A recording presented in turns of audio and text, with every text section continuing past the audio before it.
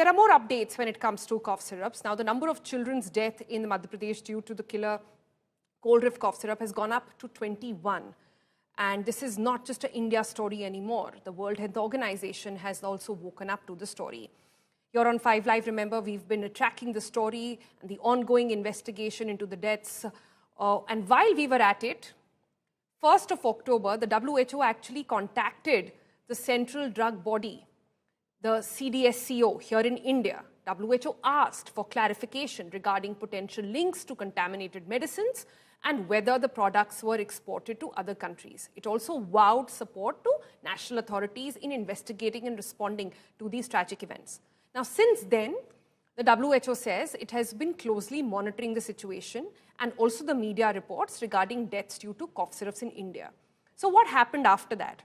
Now, the CDSCO was actually to give a reply to WHO, and that reply has been made public by WHO. What does it say? It says that the primary contaminating chemical in this case was diethylene glycol, or DEG, which has been detected in at least 3 oral syrup medicines. These medicines were amongst those consumed really by children in the reported cluster of cases. But what were they, and was it only Cold-Riff or more? Let's give you the names now of all the 3. Let me request my producers to pop that graphic also up on the screen. There you go. 3 cough syrups which have now been named in that reply to WHO. Number 1 is Cold-Riff, of course, made by Sri Sun Pharma in Tamil Nadu with 48.6% diethylene glycol.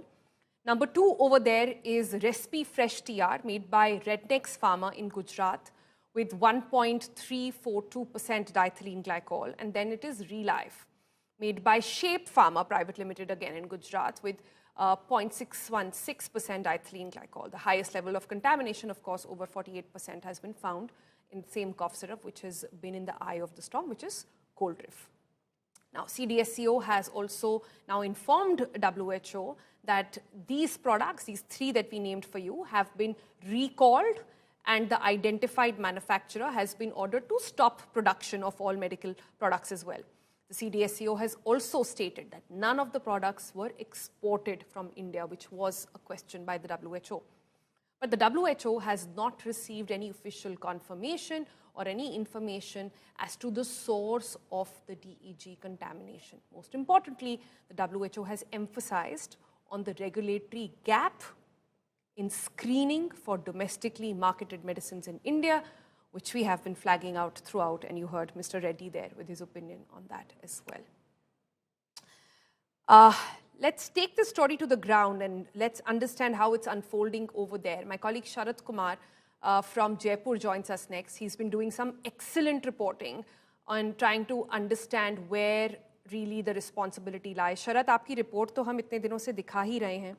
आपने कल जो report करी जिससे समझ में आया कि ये स्टोरी तो कफ सिरप्स की अकेले नहीं है. इसमें एंटीबायोटिक्स, इसमें एंटासिड्स, इसमें बहुत सारी और मेडिसिन्स हैं जिनके वायलेशंस पाए गए. वो वायलेशंस का रिकॉर्ड आपके हाथ में लग गया, पर सरकार ने या सीडीएसओ के रेगुलेटर कह लें, उन्होंने इस पर कुछ काम नहीं किया. अभी क्या स्टेटस है उस रिपोर्ट का जो आपने निकाली थी 200 मेडिसिन की? सोनल, मैं सुन रहा था आपको. आप प्रशांत रेड्डी से बात कर रहे थे तो आप कह रहे थे कि ग्लूमी पिक्चर वो पेंट कर रहे हैं. दरअसल ये सच्चाई है. जो रिपोर्ट मैंने निकाली है, जो रिपोर्ट दिखाई गई है, उसमें बहुत सारी ब्रांडेड कंपनियां हैं. अब मैं यही सोचकर चौंक रहा था कि इतने अच्छे ब्रांड हैं ये, इनमें साल्ट नहीं है. अब इन ब्रांडेड दवाइयां हम खरीद कर लाते हैं सोचकर कि इतनी बड़ी फार्मा कंपनियां हैं, ये तो सही होंगी और उसकी दवा हम खा रहे हैं. ये कैसे हो रहा है? मगर ये एक सच्चाई है. जो 290 दवाओं की लिस्ट लेकर मैं बैठा था, जो कि राजस्थान के ड्रग विभाग ने जांच करके पाया है कि वो गंभीर रूप से अमानक थे, स्पूरियस केस श्रेणी में थे. उनमें से कई बड़े ब्रांड की दवाइयां थी. इसीलिए कहा जा रहा है कि ये देश में एक बड़ा खतरा है जिस पर आप चर्चा कर रही थी. हाँ, लेकिन जब ये रिपोर्ट दिखाई गई है उसके बाद से आज भी कई जगह छापे स्टॉकिस्ट के यहाँ पड़े हैं और आज भी कहा जा रहा है कम से कम 7 से 8 दवाइयों को बैन किया गया है. वो भी ठीक ठाक कंपनियां हैं, कोई बहुत ब्रांडेड भी नहीं है तो कोई बहुत बुरी भी नहीं है. कि इन कंपनियों को भी रोका गया है। अब ये कहा जा रहा है कि ड्रग इंस्पेक्टरों को दूसरे राज्यों में भेजा जा रहा है, जहां पर वो बेंगलोर में भेजा जा रहा है, इंदौर भेजा जा रहा है, मंडी भेजा जा रहा है, जहां से वो कॉन्स्टिट्यूशन लेकर आएंगे कि उस राज्य में क्या कानून है, क्योंकि उस राज्य के कानून के तहत ही इन पर मुकदमा दर्ज किया जाएगा कोर्ट में।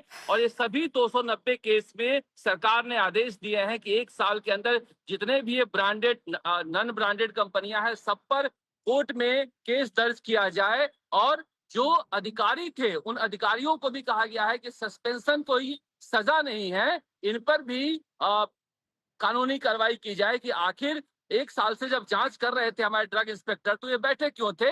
और एक जो आज शुरुआत की गई है, 65 यूनिट है, दवा कंपनियां हैं राजस्थान में, वो सभी 65 दवा कंपनियों में जांच की शुरुआत की गई है, जहां पर ड्रग इंस्पेक्टर जाएंगे। देखिए नियम क्या होता है कि कोई भी बैच अगर कोई कंपनी बनाती है, दवा कंपनी, तो ड्रग इंस्पेक्टर उसकी जांच करता है। मगर इस देश में ये इतना नेग्लेक्टेड डिपार्टमेंट है, इतना करप्ट डिपार्टमेंट है कि ड्रग इंस्पेक्टरों की संपत्ति के बारे में आप अगर सुनिएगा तो आप चौंक जाइएगा कि कितने पैसे वाले एक ड्रग इंस्पेक्टर होते हैं एक शहर में। आप समझिए क्या ये पूरा रैकेट चलता है, कैसा ही कॉकस बना हुआ है। जी जी शरत, पूरी जानकारी के लिए बहुत बहुत शुक्रिया। इतनी शानदार रिपोर्टिंग करने के लिए भी बहुत बहुत शुक्रिया।